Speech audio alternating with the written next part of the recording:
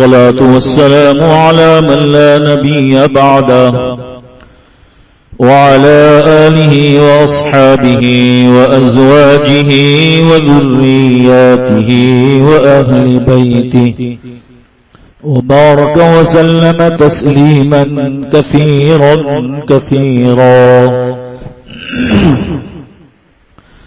أما بعد فأعوذ بالله من الشيطان الرجيم. بسم الله الرحمن الرحيم.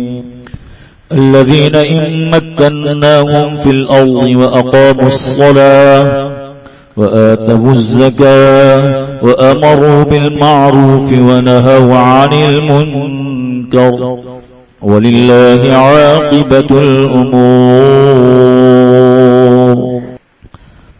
صدق اللہ العظیم. محترم بزرگوں اور دینی بھائیوں،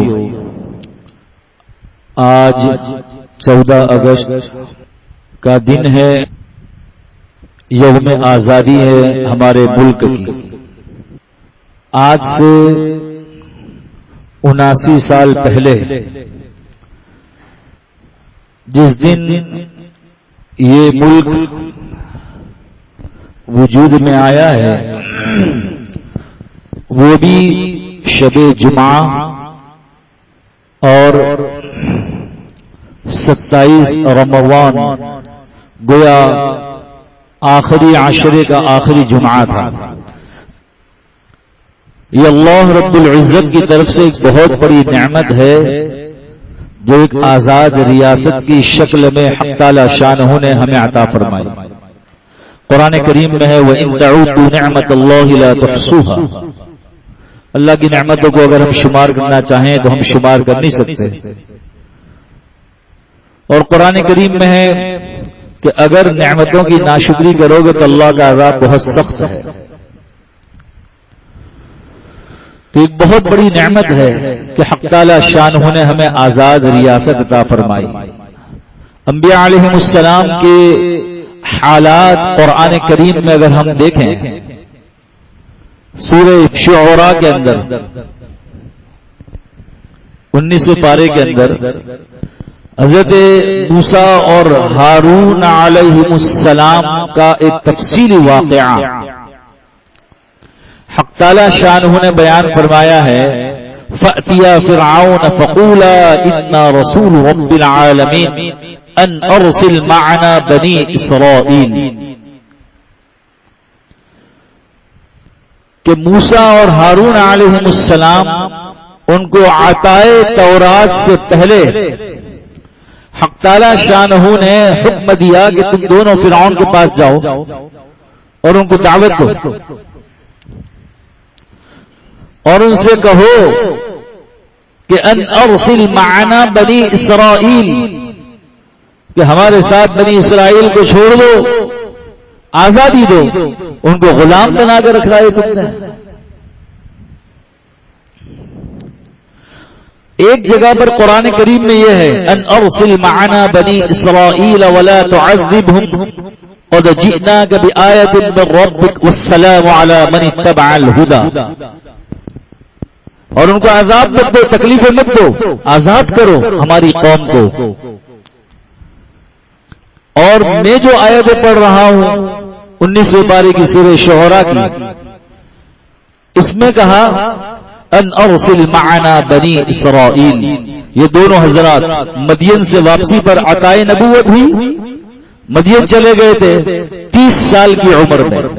30 سال تک فرعون کے پاس رہے موسیٰ علیہ السلام. اور حضرت آسیہ رضی اللہ تعالی عنہا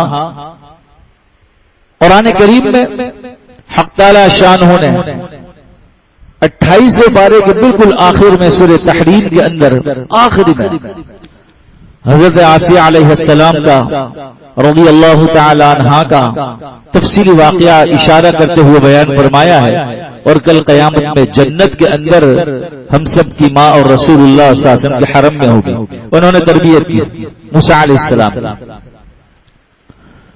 موسیٰ علیہ السلام وہاں سے مدین چلے گئے.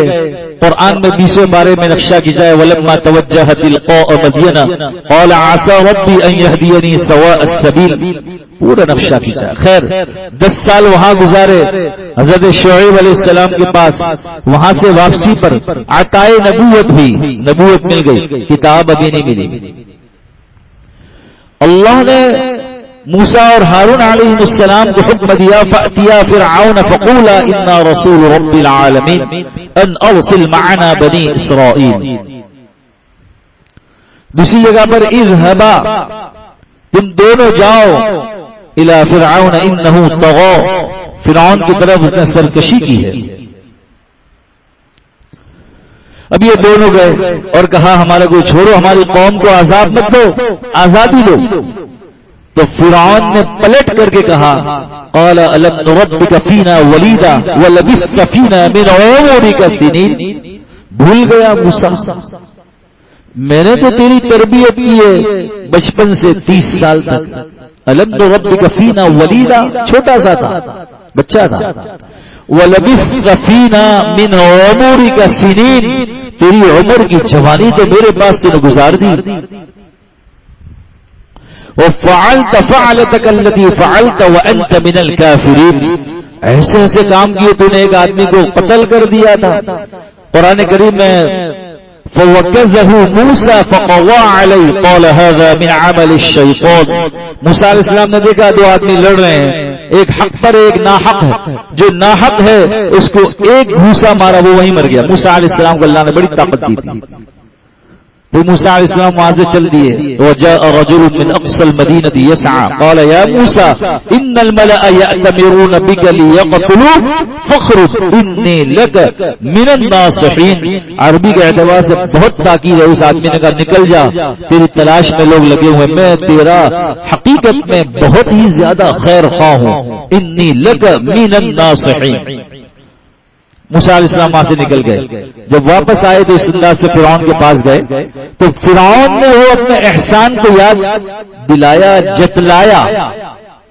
أَلَمْ نُرَبِّكَ فِينَا وَلِيدًا وَلَبِثْتَ فِينَا مِنْ عُمُرِكَ سِنِينَ وَفَعَلْتَ فَعَلَتَكَ الَّتِي فَعَلْتَ وَأَنْتَ مِنَ الْكَافِرِينَ. قال فعلتها إذا وأنا من الضالين ففررت منكم لما خفتكم فوهب لي ربي حكما وجعلني من المرسلين.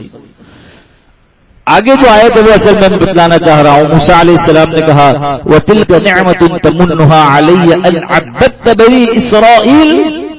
تو اس نعمت کا تذکرہ کر رہا ہے, تیرے نزدیک وہ نعمت ہے.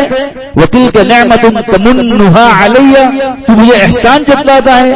ان عبدت, کہ تو نے غلام بنا رکھا بنی اسرائیل, بنی اسرائیل کو تو نے جو غلام بنا رکھا ہے ہماری قوم کو, تو احسان کے طور پر جتلا رہا ہے.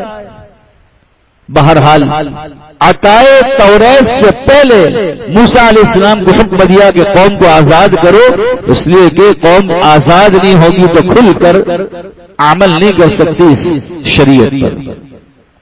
یہ میں نے واقعہ اس لیے بتلایا, یہ صرف یہاں کا نہیں, بخاری شریف میں تفصیل سے واقعہ ہیں.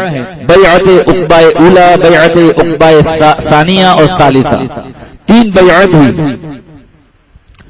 آج جہاں مینا کا میدان ہے, اللہ ہم سب کو بار بار وہاں حاضری مقدر فرمائے. جہاں رمی جمرات کرتے ہیں وہاں ایسے مکہ مکرمہ سے آئیں تو الٹی طرف اندر راستہ جاتا ہے, وہاں وہ جگہ موجود ہے جہاں سرکار دو عالم صلی اللہ علیہ وسلم نے 3 مرتبہ مدینہ منورہ والوں کو بلوا کر کے الگ الگ گروہ, پہلے 6 پھر 12 پھر 72 اتنی تعداد میں ان سے بیعت لی.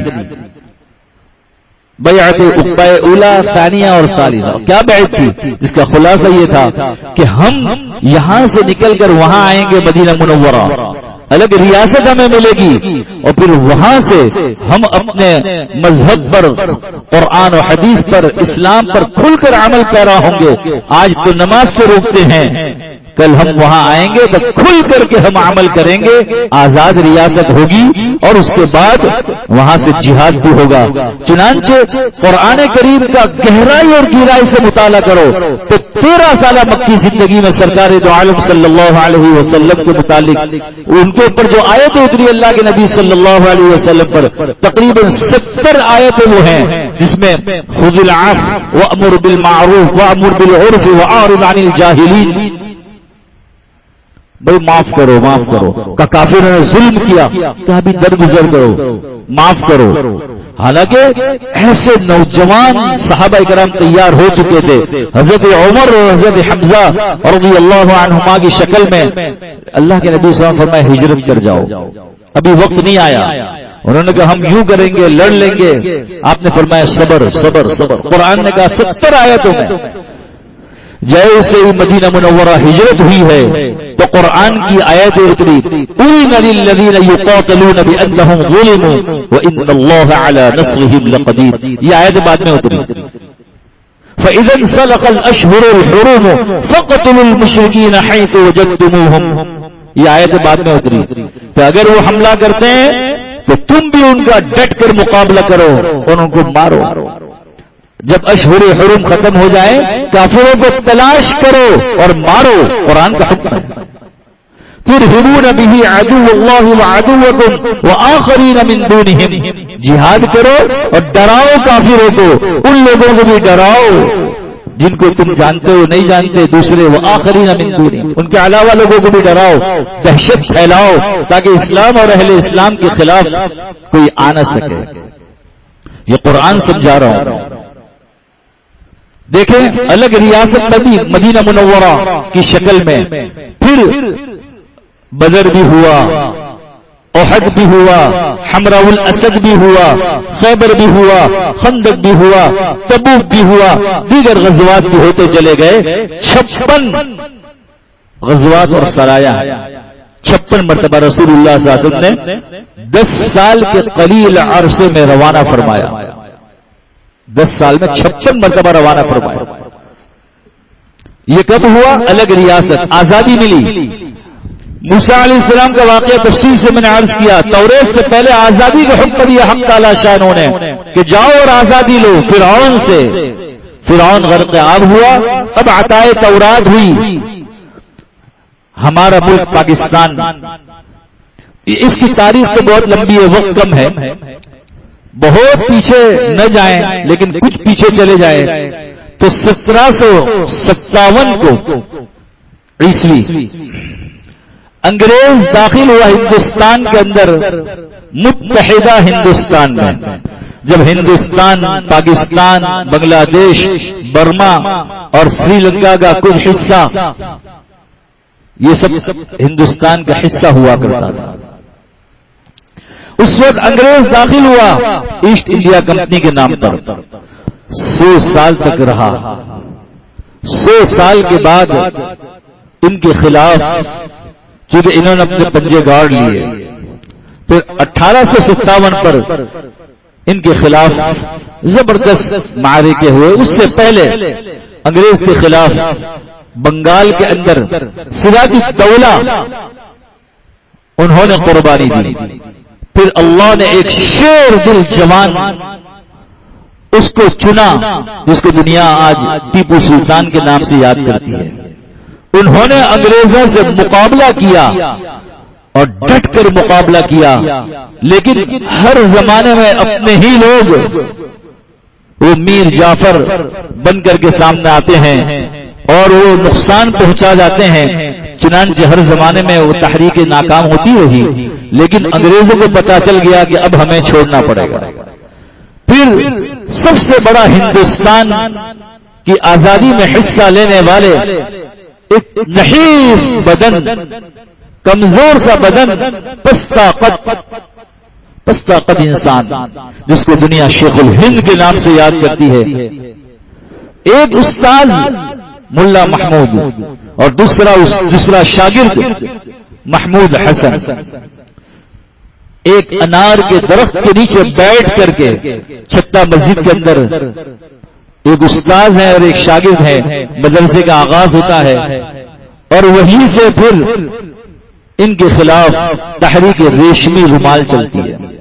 یہ تاریخ ہمیں پڑھنی چاہیے، سمجھنی چاہیے کہ کس انداز سے ہمارے اکابرین نے قربانیاں دی. ریشمی ایک رومال تھا جس کے اندر لکھ کر کے شیخ الہند رحمۃ اللہ علیہ نے حکیم اجمل خان، جن کا اجمل دواخانہ ہے، یہ اجمل جو دوائیں ملتی ہے، یہ حضرت شیخ الہند رحمۃ اللہ علیہ کے شاگرد تھے حکیم اجمل خان. یہ اور دیگر بہت سارے اکابرین کو حضرت نے ایک ریشمی رومال کے اندر ایسے انداز میں جس کو ہر کوئی سمجھ نہ سکے، جس کو ہم کہتے ہیں کوڈ زبان میں، ایک تحریر لکھی، اور وہ تحریر ریشمی رومال کی سب جگہ چلی. جہاں ہندوستان سے ہوتے ہوئے پاکستان کے، چونکہ وہ ایک تھا، یہ سب جگہ چلی، لیکن بیچ میں کچھ لوگوں نے غداری کی اور اس کا راز پاش ہوا. شیخ الہند رحمۃ اللہ علیہ، جنہوں نے ترکیوں کو بھی لکھا تھا، اور وہاں پر ترک کے اندر، ترکی کے اندر، وہاں سے بھی کچھ اکابرین کو اکٹھا کرنا تھا، سب جگہ سے اکٹھا کر کر کے شریعت کے نفاذ کی ایک تحریر چلانی تھی. اس لیے کہ اصل چیز شریعت کا نفاذ ہے آزادی کے بعد بھی، تو وہ تحریک چلانی تھی، وہ تحریک ناکام ہوئی. حضرت شیخ الہند رحمۃ اللہ علیہ گرفتار ہوئے اور مالٹا کی جیل میں حضرت کو رکھا گیا اور بہت اذیتیں دی گئی. آپ کے خاص الخاص شاگرد شیخ الاسلام حضرت مولانا حسین احمد مدنی نور اللہ مرقدہ اپنے استاذ کی خدمت کے لیے وہ بھی جیل میں تھے، چلے گئے اور اپنے استاذ کو تہجد کے وقت، چونکہ ٹھنڈی شدید ہوا کرتی تھی، اپنے بدن کی حرارت جوان تھے، لوٹا رات بھر رکھ کے اپنے جسم سے چشمہ کر کر کے تاکہ پانی اس کی برودت ختم ہو جائے، اور تہجد کے وقت اپنے استاذ کو دیتے حضرت اس سے وضو کریں. بڑی اذیتیں ہوئی. اور 1919 کے اندر شیخ الہند رحمۃ اللہ علیہ یہ اکابرین جب آزاد ہوئے، جیل سے رہا ہوئے، 1920 کے اندر شیخ الہند رحمۃ اللہ علیہ کی وفات ہوئی. وفات کے وقت غسل جب دیا جا رہا تھا تو حضرت شیخ الاسلام مولانا حسین احمد مدنی نور اللہ برکتہ بھی ساتھ تھے. غسل دیتے ہوئے لوگوں نے دیکھا کہ پیٹھ کے اوپر باقاعدہ گڑھے بنے ہوئے ہیں، اتنے زخم ہیں گہرے. غسل دینے والوں نے پوچھا تو شیخ الاسلام حضرت مدنی رحمۃ اللہ علیہ نے فرمایا کہ میرے استاذ کا ایک راز تھا جس کو میں فاش نہیں کر سکتا تھا، کھول نہیں سکتا تھا میں اس کو، لیکن اب استاذ نہ رہے. انہوں نے کہا تھا کہ میرا راز کسی کے سامنے ظاہر مت کرنا. اب استاذ نہ رہے تو میں راز ظاہر کرتا ہوں کہ انگریزوں نے ایسے تکلیفیں دی جس طرح حضرات صحابہ کرام میں حضرت بلال حبشی اور خباب بن ارت رضی اللہ تعالی عنہما کو تکلیفیں دی جاتی تھی. ایسی تکلیفیں نیچے آگ لگا کر کے اس سے ساری چربی پگھل جاتی تھی. شیخ الہند رحمۃ اللہ علیہ، یہ پاکستان ایسے وجود میں نہیں آیا، انگریز ایسے نہیں بھاگے. ایک محتاط اندازے کے مطابق 10 لاکھ لوگوں کی قربانیاں ہیں. دہلی سے ٹرین چلتی ہے، جب اس کے بعد پھر یہ ہوا انگریز وہاں سے بھاگا، لیکن اس نے کچھ ایسی چیزیں چھوڑ دی ہندوؤں کے اندر. تو ہمارے اکابرین نے یہ طے کیا کہ ان سے بھی آزادی لینا ضروری ہے. دو قومی نظریہ یہ ہے کہ ان کی ثقافت، ان کی تہذیب الگ ہے، ہماری ثقافت، ہماری تہذیب الگ ہے. ان کا دھرم، ان کا مذہب الگ ہے اور ہمارا مذہب الگ ہے. ہم ایک ساتھ رہ نہیں سکتے. ایک تو یہ، دوسرا انہوں نے یہ بات چھوڑ دی تھی کہ یہاں پر جس کی تعداد زیادہ ہوگی اسی کی حکومت بنے گی. تعداد تو ان کی زیادہ تھی کافروں کی، اس لیے ہمارا اکابرین نے یہ طے کیا کہ آزاد ریاست بننی چاہیے. اس آزاد ریاست کے نام پر پاکستان ہمارے وجود میں آیا. اب اس سلسلے میں جو قربانیاں ہوئی اس میں بھی ہمارے اکابرین دیوبند کے خاص، جس طرح میں بتلا رہا کہ اکابرین دیوبند کی کیا قربانیاں تھیں.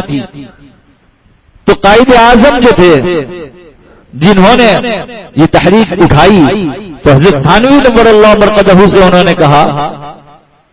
پھر حضرت تھانوی رحمۃ اللہ علیہ کے اوپر حاجی امداد اللہ مہاجر مکی رحمۃ اللہ علیہ، یہ بھی ایک لمبی تاریخ ہے.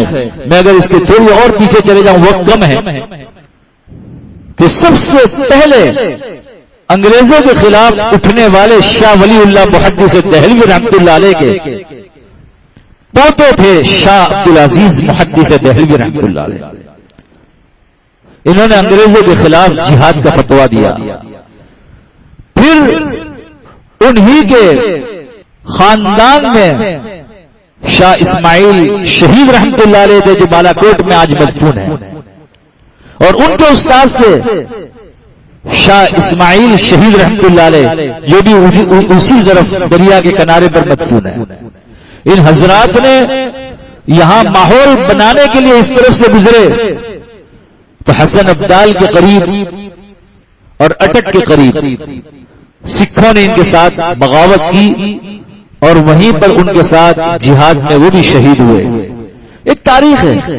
ان کی شہادت سے پہلے مشورہ ہوا کہ بھئی ہم سب کے سب یہاں آئے, ہندوستان کا کیا ہوگا, وہاں دین کو کیسے بچایا جائے.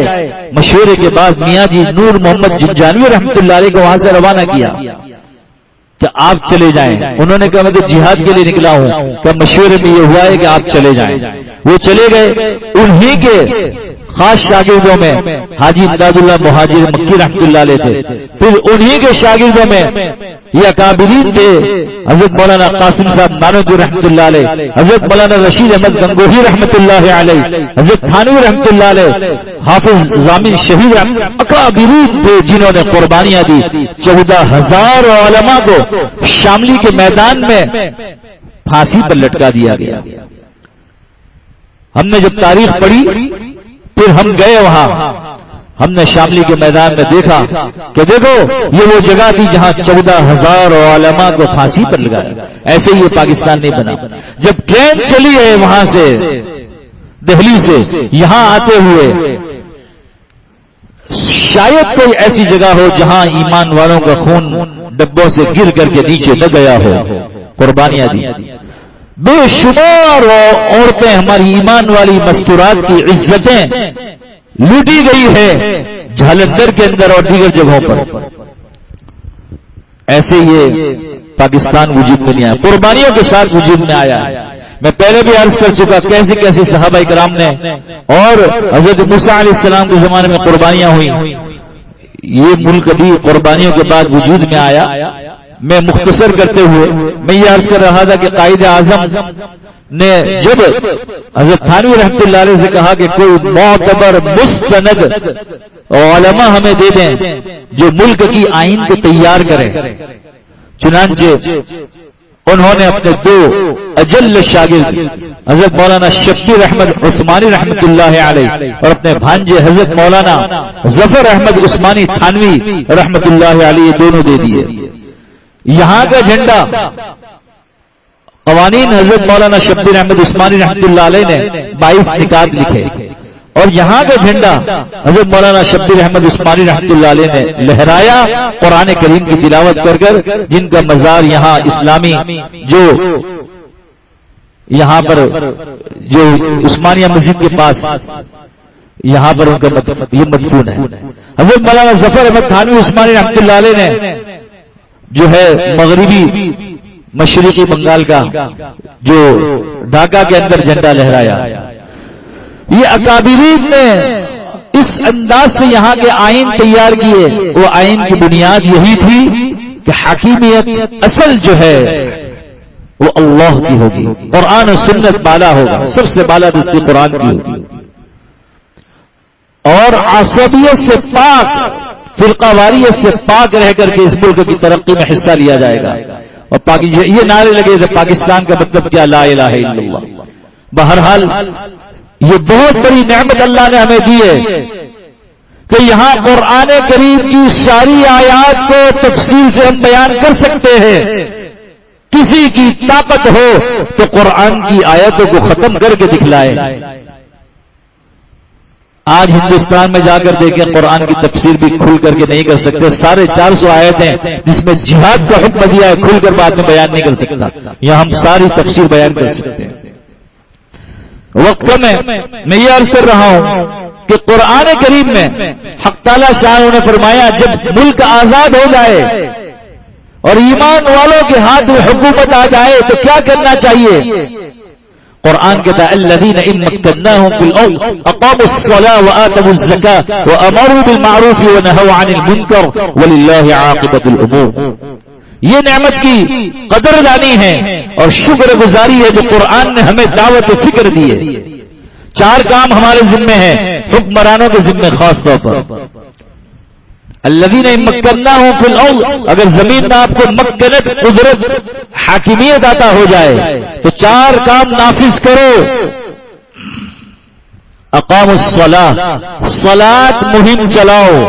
نماز کے وقت سارے لوگ مسجدوں میں پہنچیں گے. نماز زندہ ہو, نماز قرآن کہتا ہے. اور زکوٰۃ مہم چلاؤ, بیت المال کا قیام ہو. 100% امت زکوٰۃ نکالے اور غریبوں تک پہنچائے, حقداروں تک پہنچائے. احادیث میں ملتا ہے کہ زکوٰۃ کا فلسفہ یہ ہے ان تؤخذ من اغنیائہم وترد علی فقرائہم, مالداروں سے لی جائے, غریبوں کو دی جائے. جب شریعت کے خلاف لوگ چلیں گے اور جمہوریت کے اوپر محنت کی جائے گی تو پھر غریبوں کا خون چوسا جائے گا ٹیکس کی شکل میں, اور انکم ٹیکس اور سیل ٹیکس کی شکل میں, اور مالداروں کو لٹایا جائے گا. اور امر بالمعروف 3 کام, اور نہی عن المنکر 4 کام. اب ہم غور کریں کہ امر بالمعروف کیا 100% اچھائیوں کا حکم چل رہا ہے اور 100% برائیوں سے روکا جا رہا ہے؟ کیا سود کا خاتمہ ہو گیا جو لعنت کے کام ہے؟ کیا قتل و غارت گیری ختم ہو گئی؟ آزادی کی نعمت کی ہم نے قدردانی کی؟ کیا شراب کے اڈے ختم ہو گئے؟ میں نے 1 ہفتے پہلے یہ بات عرض کی تھی کہ بعض علاقوں میں جہاں محنتیں کی گئی تھی کہ بھئی یہاں شراب کے اڈے قائم نہ ہو, 1 ہفتے پہلے وہاں ہمارا مشورہ ہوا, سارے علماء جمع ہوئے, تحقیق پر پتا چلا کہ ہر گھر سے جس طرح گٹکا کھایا جاتا ہے, چھوٹے بچے جاتے ہیں اور وہاں سے تھوڑا شراب لے کر پیتے ہیں ایمان والے. جب اڈے ختم نہیں ہوں گے تو کیا آزادی کا ہم نے حق ادا کیا؟ کیا ہم آزاد ہیں؟ ہمارے فیصلے ہم خود کر رہے ہیں یا کہیں اور سے ڈوری کھینچی جا رہی ہے؟ یہ سب ہمیں سوچنے کی ضرورت ہے. اور آزادی کا جو حق ہے قرآن و سنت نے ہمیں بتلایا کہ کیا کیا جائے.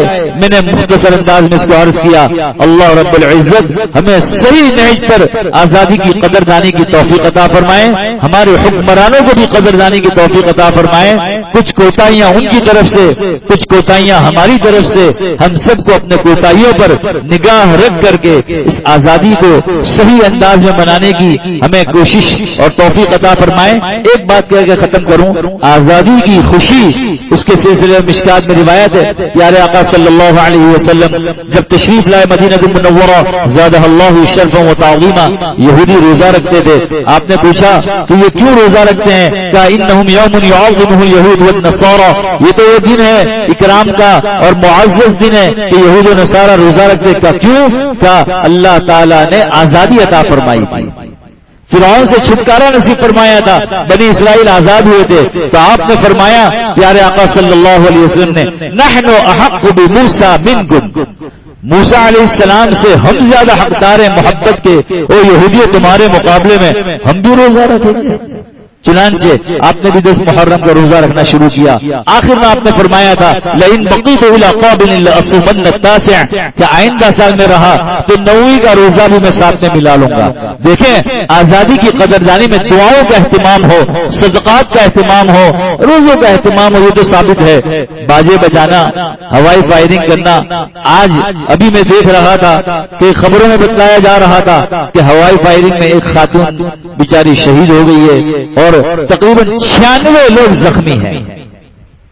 خامخواہ یہ آزادی ہے؟ یہ تو ظلم زیادتی ہے. اللہ تعالیٰ ان باتوں پر مجھے بھی اور آپ کو بھی عمل کی